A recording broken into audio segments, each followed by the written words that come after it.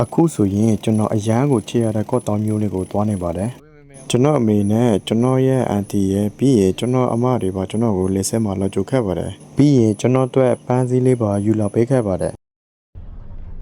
အခုဆိုရင်ကျွန်တော်တို့ဗစ်တိုးရီယာဟိုတယ်ကိုသွားနေပါတယ်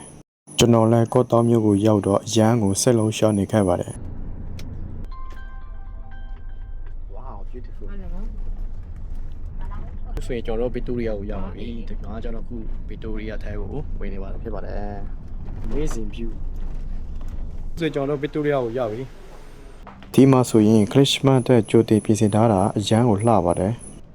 ဒီမှာဆိုရင်ဗစ်တိုးရီယာရဲ့ complimentary လေးပေါ့နော်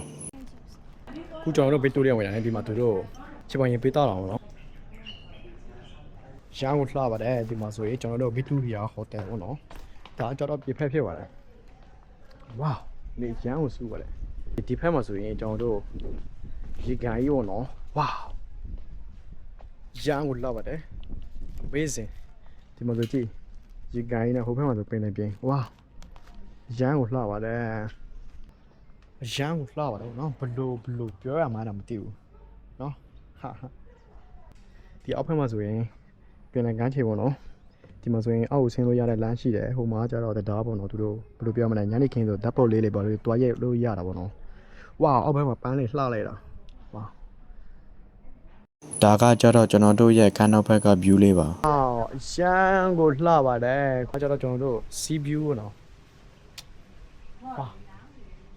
amazing ကျွန်တော်ဘာပြောမှန်းမသိဘူးလှလို့လို့ပေါ့နော်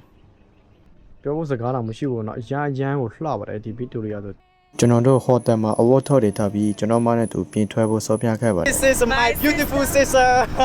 This is my beautiful sister in the world Wow so beautiful ဒီနေရာလေးဆိုရင်ကျွန်တော်အရန်ကိုသဘောကျတဲ့နေရာလေးတစ်နေရာဖြစ်ပါတယ် Wow Wow မသိဘူးကျွန်တော်တို့တွေလမ်းတွေပတ်ပြီးညဖက်မိသားစုနဲ့အတူထမင်းစားဖို့စောပြခဲ့ပါတယ်